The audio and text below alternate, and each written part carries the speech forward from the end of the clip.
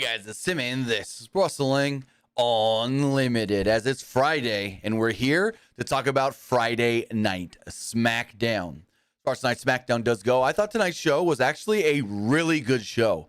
I thoroughly enjoyed tonight's Smackdown. I thought it hit a lot of different great points. We got stuff built up for next week. We got stuff going forward for Elimination Chamber, and essentially WrestleMania as well. But with that, we'll talk about all that here in a moment.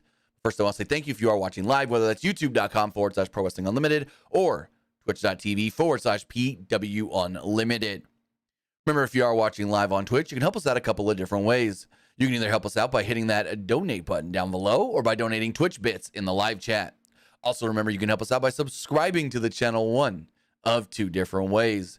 You can either subscribe with a tiered subscription, or you can subscribe with Amazon Prime. Because remember, if you either have Amazon Prime or access to somebody's Amazon Prime, then you have Prime Gaming. Prime Gaming gives you a lot of cool things like free games, free stuff for games, and, well, one free subscription to any Twitch channel you want to support, and that would be this channel right here. Maybe. And, you know, Kid Vicious, no Luke. Mr. Bangs, the sale of WWE. Vince is trying to sell the company. That's been a known thing for over a month now. Anyways, I want you guys...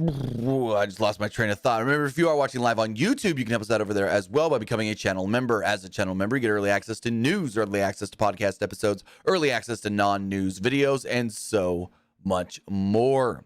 Remember, you can get all that also by heading over to patreon.com/PW Unlimited. And finally, head over to the Epic Game Store. Head over to the Epic Game Store and buy something. Whether you're buying a new game, whether you're buying an old game, whether you're claiming one of the free games or getting bucks for Rocket League, Fortnite, or Fall Guys. I got to get back into that cadence now. Rocket League, Fortnite, or Fall Guys, then you can use this code right here, PW Unlimited. And you'll be supporting us at no extra cost. You trying to get those new Dragon Ball Z packs in Fortnite? Trying to get Gohan? Trying to get Piccolo? Well, when you do, make sure you have this code down at the bottom of your item store page, and you will be supporting us right here. I mean, if you're already buying something, whether, again, that is on Fortnite or Rocket League or the Epic Game Store, remember to use our code, and you supporting us at no extra cost. Even if you're claiming one of the free games. Yes, one of the free games. That's right, I said free, F-R-E-E.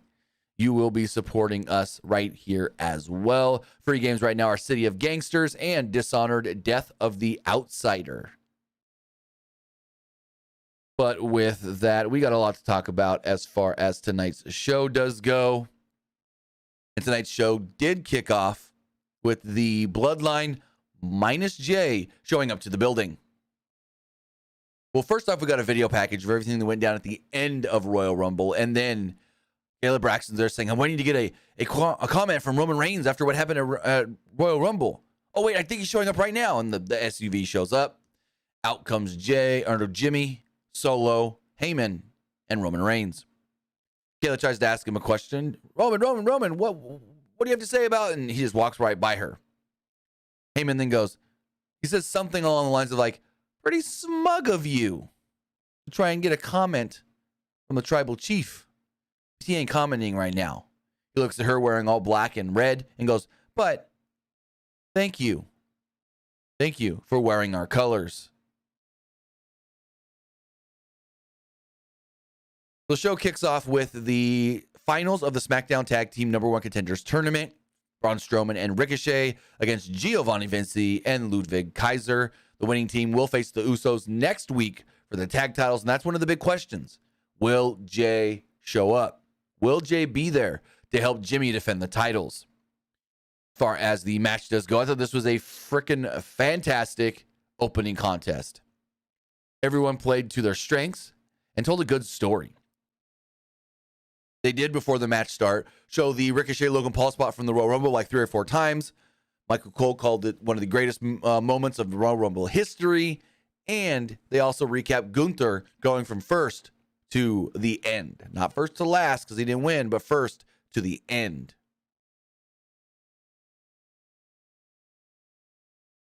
Strowman dominated Ludwig and Giovanni early.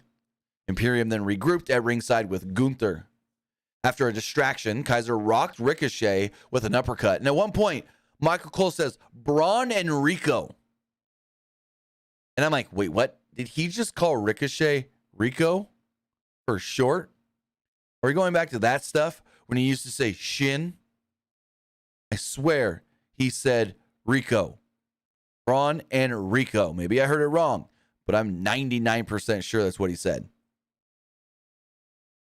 So, as far as this match keeps going, Strowman jumped off the apron and ran over Vinci at ringside. As Gunther tried to distract Strowman, Kaiser went for a suicide dive, but Strowman caught him, and Vinci then dove off the top onto both of them. After a commercial break, Strowman went shoulder first into the ring post. The heels isolated Strowman on their side of the ring. Vinci slowed the pace down with a front face lock. Strowman broke free, and Ricochet got the hot tag. Ricochet then hit a flying crossbody, a springboard clothesline, and a standing shooting star press for a near fall. Imperium briefly regained control. Strowman helped launch Ricochet onto Imperium at ringside. Ricochet and Gunther then started arguing. Ricochet pushed him, so Gunther shoved him back.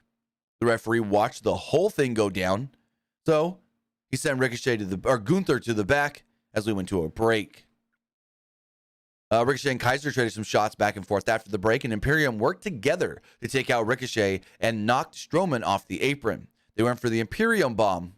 Is it the Imperium bomb or the Imperial bomb? I've heard it say both ways. Ricochet did escape this attempt, though. Vinci caught Ricochet with the brainbuster, but Strowman broke up the pin attempt. Strowman got the tag and hit anything and everything that moved.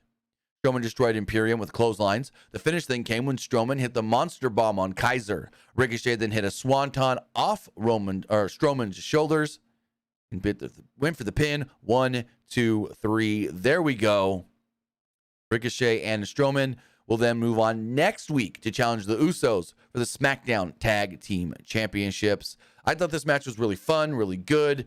I thoroughly enjoyed this matchup. Also, let me get the poll here on Twitch really fast. What did you think of SmackDown? As I do this, we got the progressive match flow, which basically recapped the Women's Royal Rumble. It was to show Rhea Ripley go from first to last and win it, and her challenge from Monday on Raw to Charlotte Flair. Liked it. It was all right. All right. The poll is live on Twitch now. You guys can go hit that up as well. Kayla Braxton then spoke with the SmackDown Women's Champion, Charlotte Flair. Flair says she's ready to take on Rhea at WrestleMania. Tonight, though, she's got to focus on Sonya Deville. Sonya Deville interrupted, and she kind of made fun of this being quote-unquote Flair country in South Carolina. She said that you don't have to worry about WrestleMania because I'll be the one defending against Rhea Ripley. Then we got the segment, the Clash at the Coliseum. Rey Mysterio and the Judgment Day. So, if you guys are unaware, backstory time. Last year, NASCAR, well, actually, it was like a year and a half ago. NASCAR makes this big-ass announcement that we are changing things up for the preseason. Now, the preseason has always been called, the preseason race has always been called the Clash. Whether it was sponsored by Budweiser or Busch Light or whoever, it's been sponsored by mostly Budweiser and Busch Light, but it's had recently a couple different sponsors and then back to Busch Clash. But anyways, they said, we're not doing it at Daytona like always. No, we're taking it to the West Coast. We're literally going to go inside the LA Coliseum football field where the USC Trojans play, and we're going to turn it into a racetrack. We did it last year, and it was super fun. Not everybody liked it. I could see why some didn't, and most did. And so they did the race. It was really fun. It was a 2-day thing. Practice qualifying on one day. The races all on another day. I say races because we got heat races, LCQs, and a main. Just like you would if you are out, what's the word I'm looking for? Dirt racing or motocross racing. And so they're doing it again. It's this weekend. It's qualifying and practice tomorrow. And then the race is on Sunday. What happened, though, was last night, WWE actually filmed a segment there. So Rey Mysterio is there with Michael Waltrip, two-time Daytona 500 champion, Fox broadcaster. He's also there with Clint Boyer, 13-time race winner, I want to say.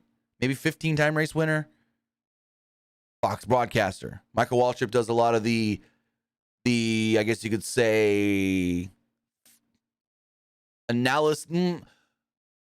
Michael Waltrip does a lot of different roles for Fox. Clint Boyer, commentator. He's the color guy, I guess you could say. And they're there with Ray, and they're showing Ray the stadium set up as a racetrack and this and that. And all of a sudden, up comes Dominic, Finn Balor, Damian Priest, and Ross Chastain, of all people. Ross Chastain. They put Ross Chastain with the heels. What? I mean, Clint Boyer said it perfectly today on Race Hub. Our villain in WWE, our bad guy, or not in WWE, but in NASCAR, is Kyle Busch. So I don't know if maybe they asked Kyle and he wouldn't do it, but that's who should have been there. The guy that everyone calls the bad guy. The heel of NASCAR. Even though he's my favorite driver. I mean, Kyle Busch should have been the ones with Judgment Day. Anyways, I digress. Also, Kyle Busch would have been a good tie-in because he's a former 24/7 champion. Anyways, I digress. So, Judgment Day's there. They're yelling at Ray, and Clint Boyer gets in the middle of everything, goes, stop. You know what we need to do? We need to just have ourselves a race. So, Ray and Dominic put on fire suits, and they get into these two cars, and they're like, oh, yeah, these cars are perfectly made for you guys. The seats are da-da-da-da-da, and they're and this and that. And I'm like, okay, cool, whatever. They're not going to really be driving. They jump in the cars, and they're sitting in the seats, and I'm like, they're still not going to really be driving. And here's the part, the kicker. They get in the cars, and they look over at each other, and they got clear visors on. Right, okay, cool. Then they start racing, and they put this in fast forward motion, so they speed it up. But then there are also in-car cameras here. And when we go in-car, visors tinted. Because they want you to think it's Ray and Dom, but it's not Ray. Because if you look at this, and I wish I would have pulled some screenshots to do some comparisons here. When Ray sits in the chair for the first time, the seat, he's pretty low in that seat. Then, when they're doing the actual driving of the cars, he's sitting up normal, like normal height, and it's a white guy. You can tell from the neck. Also, when they show Dominic, hair ain't coming out from the back of the helmet. So it's like, it's not Ray, it's not Dom. And then they also did this dumb thing where they were supposedly able to talk to each other from inside the cars. And you can obviously, if you've ever watched a NASCAR race, know that this is not in-car audio at all. They tried to make it sound like in-car audio, but it wasn't even close. But they're supposed to be like trash talking each other. They do a couple laps. I don't remember how many laps exactly. And Ray barely wins at the end. Dom's leading. They come off of 4. They hit the stretch. Ray barely beats them by like half a car length. They get out of the cars. Judgment Day's all pissed off. They go back over to Ray, and it's like they're going to fight and this and that, and nothing really happens. It led to nothing, really. Completely nothing. They argued, and there was a little pull apart. Dom noted that he would have won if Rhea would have been there. All he needed was mommy by his side. Also kind of cool that they wanted you so badly to think that it was Ray and Dom driving and not actual drivers, that the actual drivers that were there, they put them as passengers in the cars. Ross Chastain was in the Dominic car, and Michael Waltrip was in the Ray car. So, yeah, it was kind of funny, but it was whatever. Don't insult our intelligence. We know it's not Ray and Dom actually driving. It could have been. They could have gave him some warm-up laps and taught him stuff and said just don't go too fast and everything beforehand. It really could have been, but it wasn't. Say right now, it wasn't. And hold on, let me see if I can. Hold on. I want to find something really fast. Because hold on. Thank you to Jack Dawson for the Twitch bit donations. Really do appreciate that. Now hold on. I'm actually gonna pull this up. Because you guys will see what I'm talking about here. So I can't actually play the video, but I can like pause it at parts and stuff. So I'm trying to find an in-car shot.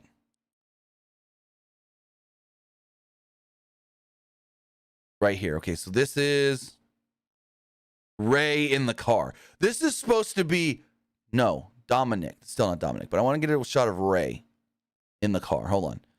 That's Dominic. I can find a shot of Ray in the car. Also, New Day was there. Forgot to mention. New Day was there as well. Yeah, this is not, I'm not seeing any in-car of Ray now all of a sudden. Hold on. Dom's leading. Yeah, New Day were there. Just Kofi and Woods, though. Okay, so this is supposed to be Rey Mysterio driving. I'm going to pull this up on the screen. Michael Waltrip is like 6'4", right? Right? Keep that in mind. Michael Waltrip is in the passenger seat here. Michael Waltrip is like 6'4", one of the tallest guys we've seen in NASCAR history. And look, Ray, who it's supposed to be, is basically the same height. Ray is not no 6'4". And before you say anything, maybe they put a pillow in his seat. Maybe they put a phone book behind to make him taller. No, because then he wouldn't be able to actually reach the pedals well. And this, no, it's not Ray. It's not Ray. And look, dark visor. When they get in the cars, let me go over to when they were getting in the cars. Now it's not going to want to load. Hold on, let me transition back over here real fast. And it froze on me. But yeah, it's not. No, it's crap. This is crap. Let's watch when Ray gets in. Hold on. When you see Ray get in the car here, Dominic's getting in.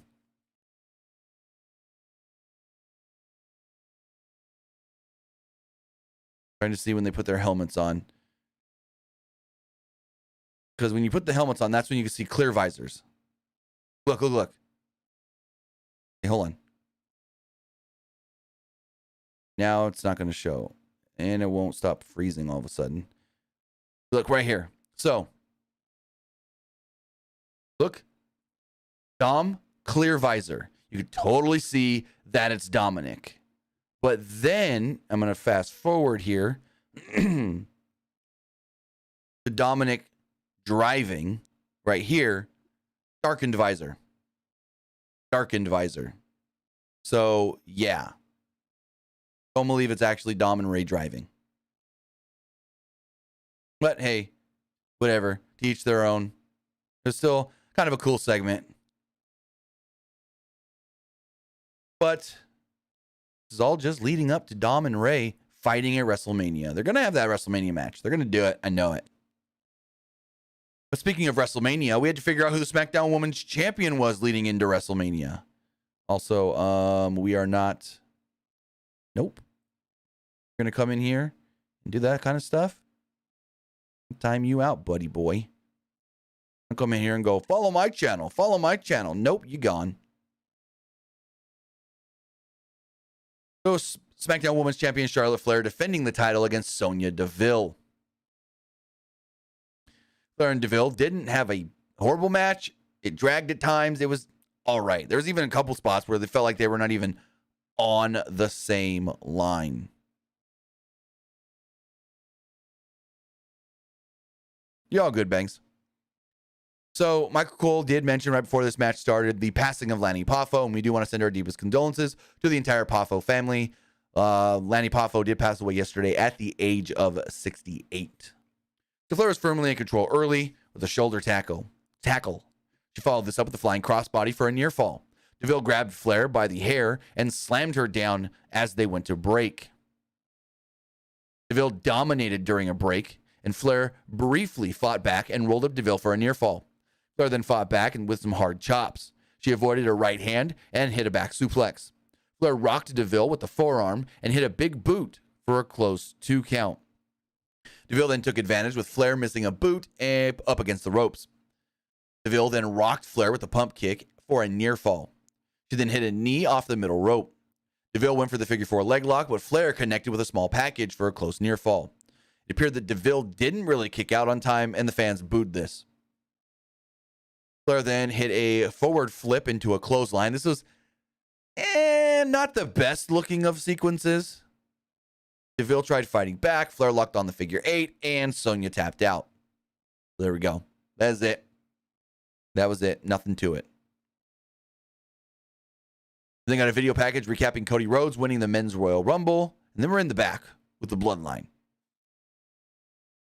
And I don't know why Roman had to kick them out of the room for this, but he asked Jimmy, where's Jay? And Jimmy's like, I don't know. He's like, you telling me you haven't talked to your brother all week? You got tag titles to defend next week. Can you rely on him? He's like, hey, Oos. Jay will be here to defend the titles. Trust me. He's like, well, you said you haven't talked to him. Solo, do you know where Jay is? And Jimmy doesn't even let Solo talk. And he goes, hey, Oos, you think he's going to know if I haven't talked to Jimmy or Jay? And Roman's just like all pissed off and stuff. And he's like, you need to find your brother. And like, okay, well, we don't know where he is. He's like, well, you ain't going to find him sitting on the couch, are you? Go find him. And that was it. They both leave, Solo and Jimmy. They go to find Jay. But it's like they just told us he's not there. They don't know where he is. He's not answering his phone. So where are they supposed to go to find him? That's what I didn't understand. Where are they supposed to go to find him? Because later we learned they just called him on the phone. They couldn't call him on the phone there. Roman couldn't call him. Wise man couldn't call him. Anyways, we then got a Black History Month video recapping Kofi Kingston and him winning the World Championship. Well, the WWE Championship. We then had a 9.5-minute match. It was the Viking Raiders against the Brawling Brutes. So the Brutes and the Raiders had a all right match. It was good and hard hitting. Nothing to really scream about and be like, oh my God, this was so great. It was solid. It was good. And it was a actually pretty good SmackDown match. I'll say that. It was a good match for television. Yet, fans didn't seem like they were into much of this match, which was the hard thing. So Michael Cole noted that Butch and Ridge are out for revenge on the Viking Raiders for what they have done to Drew McIntyre and Sheamus. Ivar, at one point, backed Butch into the corner and rocked him with some body shots. Butch tried fighting back with some forearms, but Ivar overpowered him.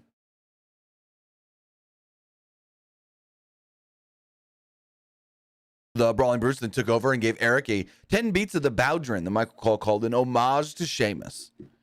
Valhalla then caused a distraction, allowing Eric to send Butch into the barricade. Back from a break, Holland tagged in and threw Eric across the ring with a series of suplexes. Holland escaped a powerbomb and hit an Alabama slam for a near fall. Ivar then went to the top rope, but Butch countered with a Hurricane Rana for a near fall.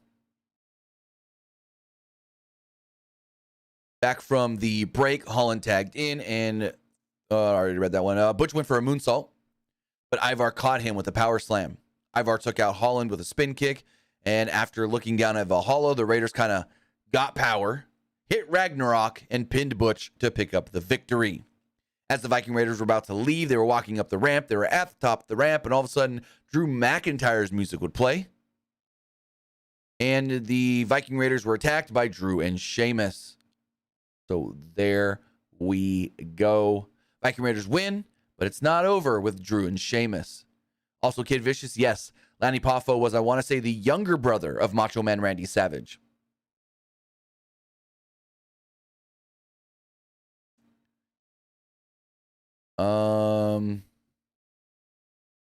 We then had a fatal four-way match. Well, actually, there's a weird Bray Wyatt segment. So we got a recap of the Pitch Black match. Then we had a Bray Wyatt segment of him, I guess, maybe watching the match or something. He's in a rocking chair, and someone comes up. We know who it is. It's Uncle Howdy. Puts his arm on Bray's shoulder. Bray kind of looks back, and then Uncle Howdy in the camera. Pretend Bray's here in the chair. Uncle Howdy then goes, "Rah!" Right into the camera, and it cuts. So I don't know what the hell that was supposed to be at all. We then had the Women's Elimination Chamber qualifying match. Basically, at Elimination Chamber, the Women's Elimination Chamber match will be for a shot at the Raw Women's Championship at WrestleMania. 4 women have been added into the match. No, 5 women, because they were the final 5 in the Royal Rumble, and I loved that. I loved that concept there, that the final 5 actually got immediate entrant into the Elimination Chamber because of how well they did at the Rumble. So that was a really cool thing that I don't remember them doing before. And I really liked that spin they took on it. And then 2 other women must qualify, which one did today and one more will on Monday.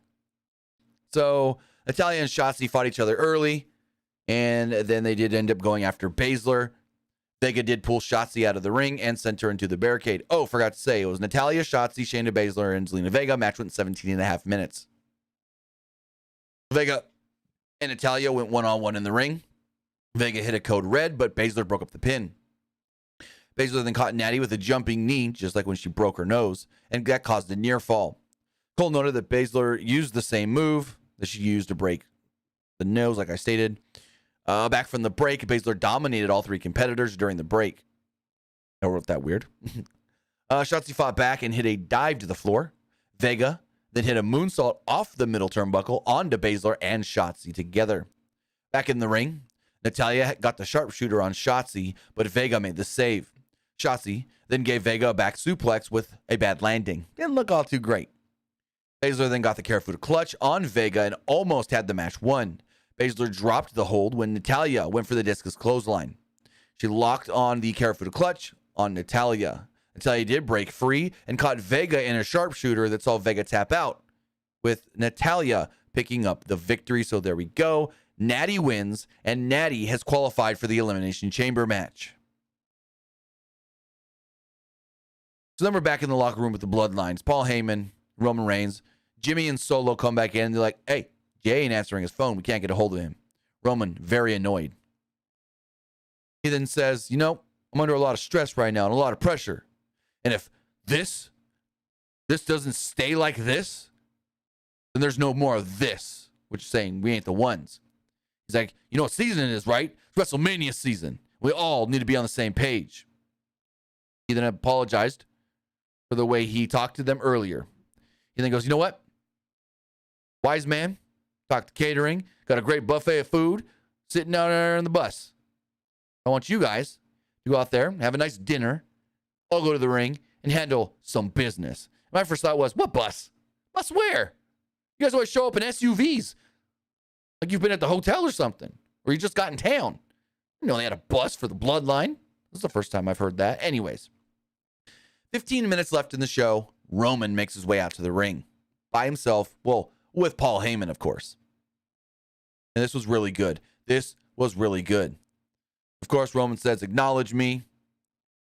Then the fans broke out into a loud Sami chant. Roman then goes, well, I was going to ask who you guys wanted me to talk about. I would prefer to talk about Cody Rhodes, but it sounds like you want to talk about Sami Zayn.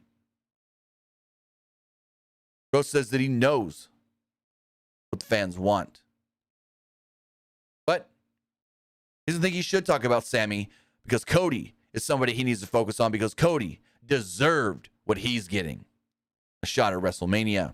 Fans broke out into a loud Sami chant yet again. Fans I wouldn't say they booed Cody when he kept saying Cody's name.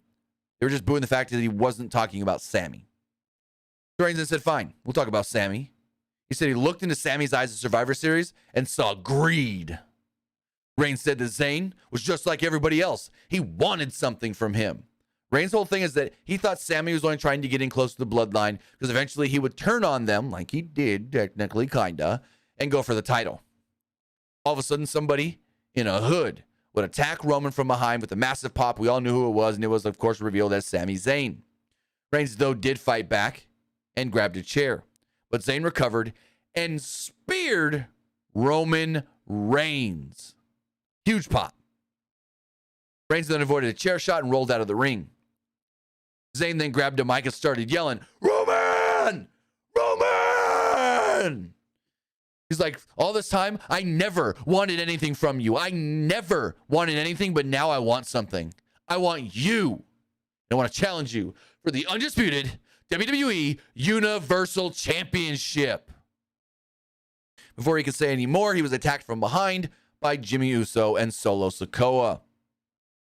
Reigns with a jump back into the ring as they backed Sami into the corner and went to put they didn't go to. They did. They put the chair around his neck. Solo was going to squash him. Roman stops Solo. Roman then walks over.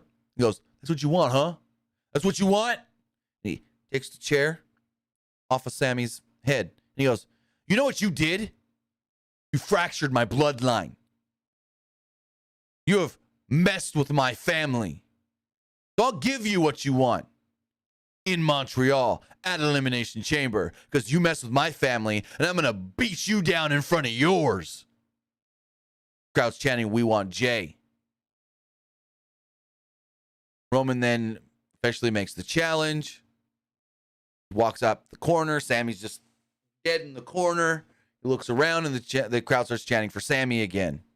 Reigns poses with the bloodline over a fallen Sami Zayn, and that is how the show goes off the air.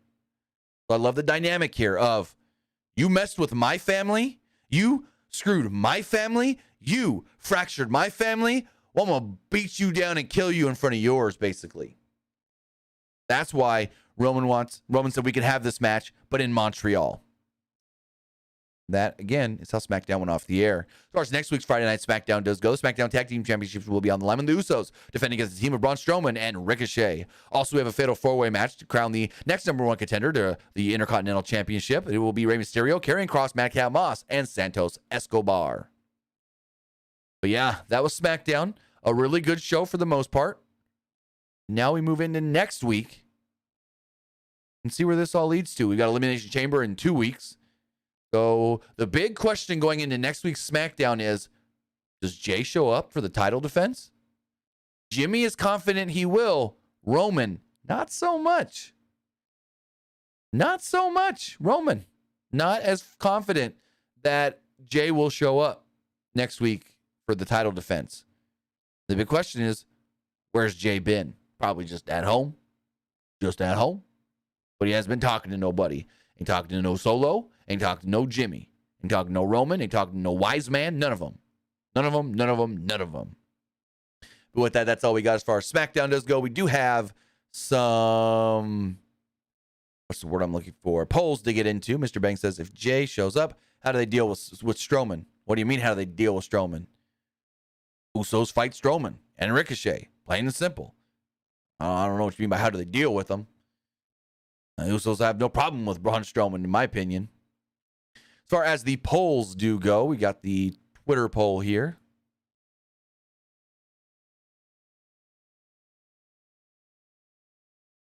As far as the Twitter poll does go, 64% liked the show. 27% thought it was just all right, and 8% did not like SmackDown. And as far as the YouTube community poll does go, I don't know who this guy is trying to send me an Xbox invitation on my computer. That's weird. Xbox friend invite.